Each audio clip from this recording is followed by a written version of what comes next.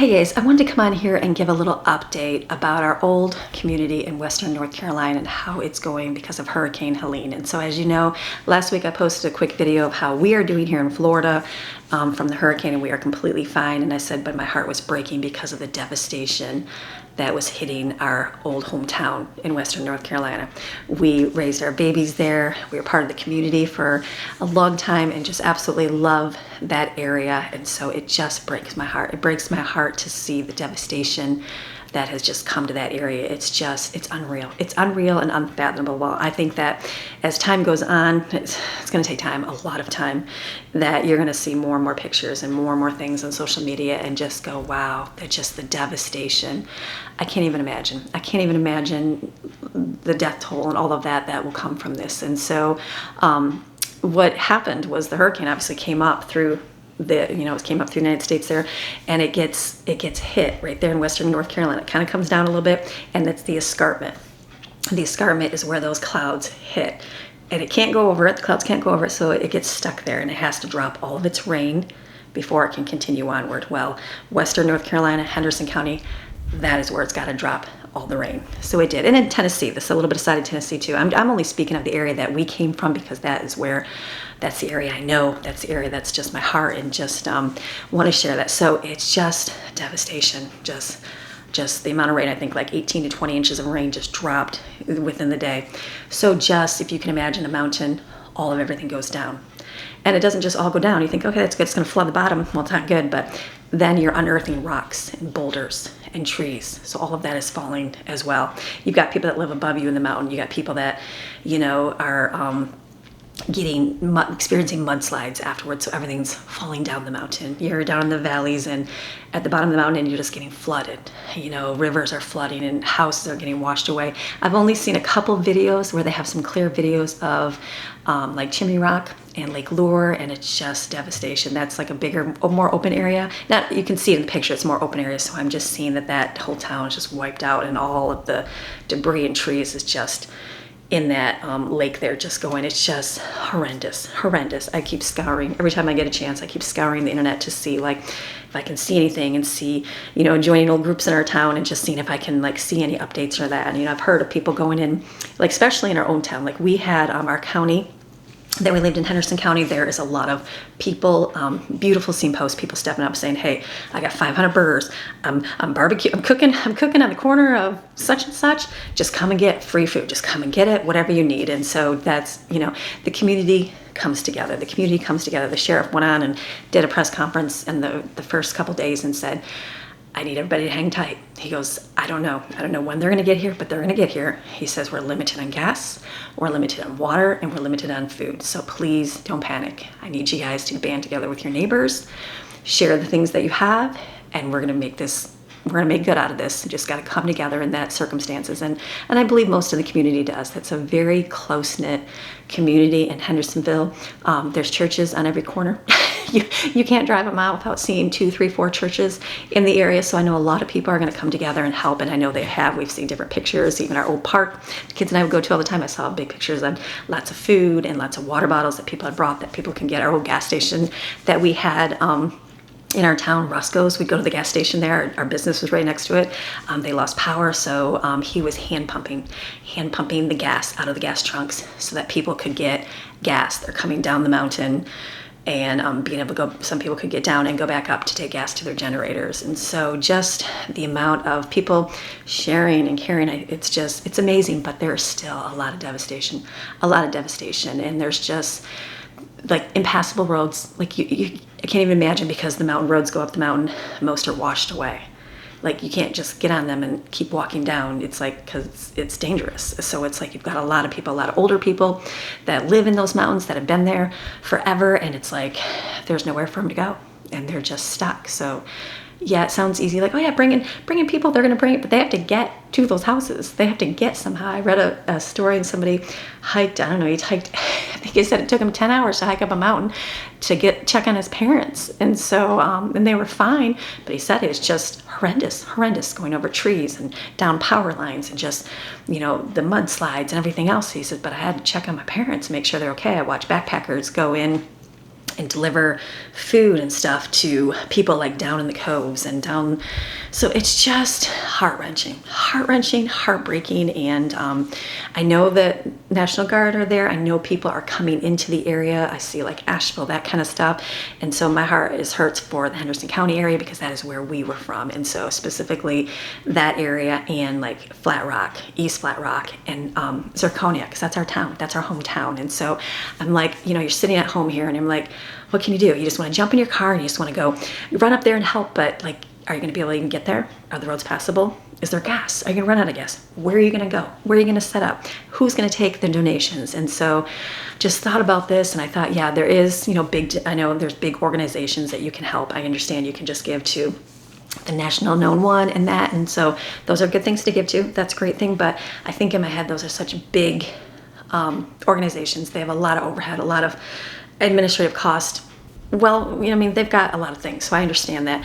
So our old church is setting up they're bringing in portable showers. They were doing this today. They're bringing in portable showers and bathrooms so that people can get a shower because it's been a week since they've showered. They haven't been able to shower their babies. They haven't been able to shower themselves. Bathrooms with flushable toilets. They were going to bring in like a food truck type thing that could feed thousands of people, thousands of meals, and they're going to be able to feed them lunch and dinner today. And so they were asking if you want to donate to their funds, and I thought that's a great thing. I can share in here because I know that it's a reputable church. It's going to be a place that is going to be good stewards of their money, and they're going to give it directly to the recovery and for the relief efforts through this hurricane. So I wanted to share that, and you can look back at my videos. You can see, you have to go back like over a year and a half when we had lived there, but we're part of the church, shared it all the time. It's a great place. I know it would be a good place to be good stewards of your money. I know there's churches all over there, and I just don't know the status of them and if they're accepting donations. You can't make a phone call. There is no cell phone service at all today. It's very spotty. Over the last few days, the last I've heard from somebody was last night at 8 o'clock. The other person, the last time I heard from them was at like 2 o'clock in the afternoon. They were heading down the mountain. They were able to get out and get some gas. That's the last I've heard. And so as of today, it's like there's just no service at all. So I understand they're bringing in Ryan Hall, y'all's bringing in Starlink, bringing into the rural communities, which is amazing. There's just a lot of them. There's just so many of them that it's just unreal. Our little town of Zirconia, Tuxedo, North Carolina, is tucked in that corner. It's usually the last place to get efforts to because it's way out in the middle of nowhere. During COVID, all those times we were like the last to get internet. They didn't even get internet to us because it was just impossible. So it's one of those communities where it's going to need, I know they band together in that community. They're checking on their neighbors. They're doing things, but just the amount of just like, what can you do? Where can you help? So I do know that our old church, Upper Christian Fellowship, is taking donations. They are financially taking donations, and then they are getting distribute. They were making the meals today, and I know they were getting drivers and people that have trucks and SUVs, and so they can get those to people wherever they're at. Because I know they have food stops and places in other areas that are set up in the city, like at schools and that, and you can drive up and they can give you 1 day's worth of meals, 1 day's worth of water, and so everything's limited. So you have to come in every day. And they have to because they can't run out. So it's just devastating. So be able to get some meals to people if they can't get out to drive them there. I think that's a beautiful thing. So if you would like to give, I think about my video, I think I posted it and it was like 15,000 people watched that video. And I thought, people want to give, people want to help. Like if everybody, you just didn't buy your Starbucks for the day and you just gave your $10 worth of Starbucks, that's a lot of money to go to a local reputable church that's gonna get that out in their community. They are big in the community.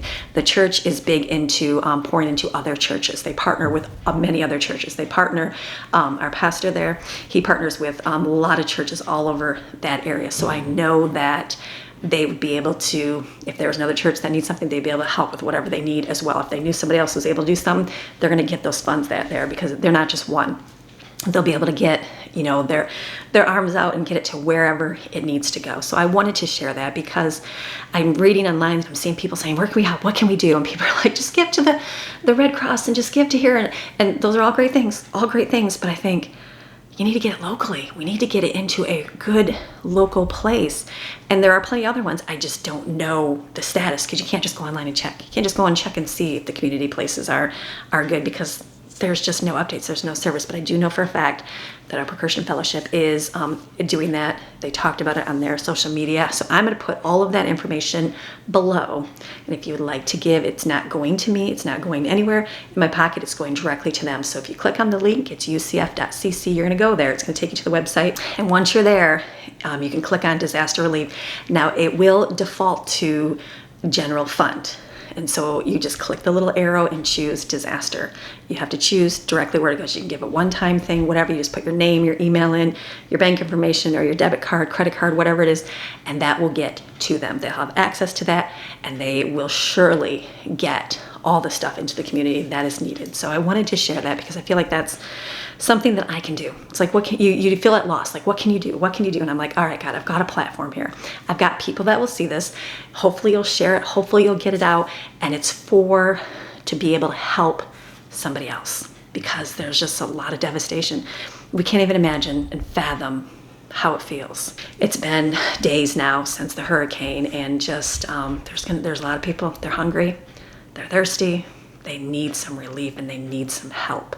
I know it's coming. I know they'll get there eventually, but they've got to rebuild roads. They've got to rebuild entire infrastructures.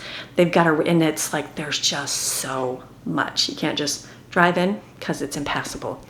So, and then it's up a mountain. So it's just not an easy fix. I know they're working hard. I know they'll get things there, but this is something I thought I can do. I can do because I have a voice. I have a voice. So I'm asking you to share this video, get it out to your social media pages so that this can get help to where it is. You can research the church, you can go online, you can see what they do in the community.